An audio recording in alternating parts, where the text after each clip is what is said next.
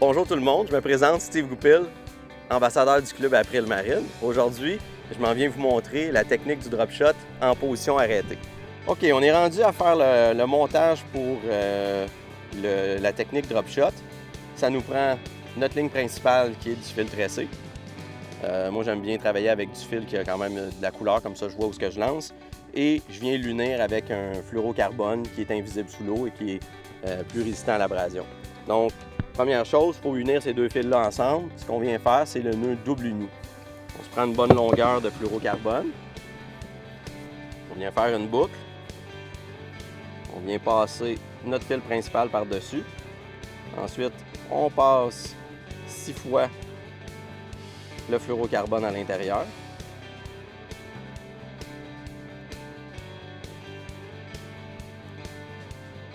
On vient mouiller pour que ça glisse mieux. Ça. Et on fait la même chose avec le fil principal. Il y a un petit peu de vent aujourd'hui, on va y arriver.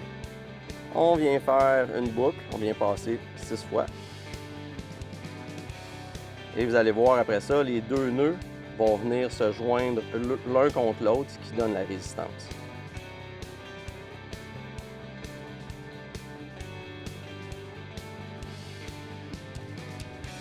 Voilà, très solide. Vous voyez, là, je tire pas mal. On vient couper l'excédent. Ça. On vérifie. Très solide. Je vous dis, on se prend à peu près peut-être un 5 pieds de fluorocarbone. On vient couper.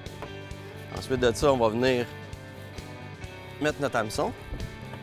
Un hameçon style drop shot ou un hameçon qui appelle wide gap. Moi, je préfère wide gap plutôt qu'on a un meilleur succès au ferrage. Donc, on vient sortir à peu près un pied de fil. On vient faire le nœud palomar. Donc, on repasse une deuxième fois dedans, comme ça.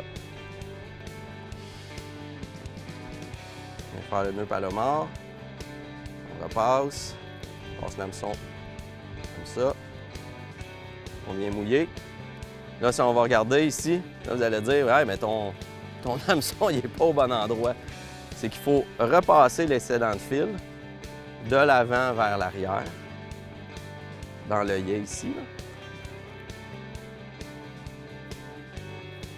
Comme ça. Et là, vous voyez, il est bien positionné pour faire un bon ferrage. Et ensuite, on vient mettre notre plomb à la fin. Là, pas besoin de faire un nœud compliqué, un petit nœud simple. OK, donc ce qu'il nous reste à faire, c'est de mettre un petit leurre souple. Plusieurs variétés qui existent. Aujourd'hui, j'y vais avec un leurre chartreuse, comme ça. On vient juste le piquer par le bout du nez comme ça. Et là, quand il va être dans l'eau, il va avoir une belle nage parce qu'il va être piqué de la bonne façon. Pas plus compliqué que ça, on s'en va à la pêche. Ce qui est important, c'est qu'on va faire le lancer vers la zone qui serait potentiellement intéressante pour avoir soit des dorés ou des achigan à petite bouche. Et ensuite, dans le fleuve, le courant va naturellement pousser notre leurre vers nous. Donc, c'est important de toujours avoir sa ligne sous tension et garder le plomb avec un bon contact au fond. Pas plus compliqué que ça. On essaye ça? Donc, on y va avec la technique drop shot. Ici, on a une zone qui est... on a une batture ici, qui n'est pas très profonde, mais qui descend très abruptement. Donc, les dorés et les achigans vont avoir tendance à se coller sur cette espèce de batture-là avec le courant qui vient. C'est comme une zone d'embuscade. Donc, j'ai trouvé ma zone où je voulais lancer. Je suis à l'arrêt parce que j'ai mis mon moteur électrique en mode ancre. Donc, je suis positionné. Je vais avec un lancer. Je laisse tomber au fond. Je ramène un peu l'excédent de fil. Et là, ensuite, c'est le courant qui va faire avancer mon plomb sur le fond. Tranquillement avec le courant, je ramène le lousse. Là, je sens bien le fond. Je ramène ça tranquillement. Évidemment, c'est important, plus vous avez de courant, plus votre poids doit être un petit peu plus gros. Moins vous avez de courant, bien, vous pouvez y aller avec une pesée un petit peu plus légère. Donc, on a un poisson ici. Je pense bien que c'est un achigan.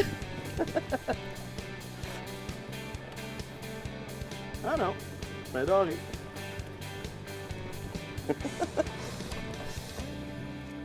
Donc, on voit que la technique du drop shot est assez efficace. Pas la grosseur qu'on recherche. Je pense qu'il est trop petit, il va falloir le remettre à l'eau. Il y a des limites de grandeur. C'est 37 à 53 cm. Donc, je vous dirais avec mon œil de vieux capitaine, je pense qu'il est trop petit, donc on va le remettre à l'eau tout de suite.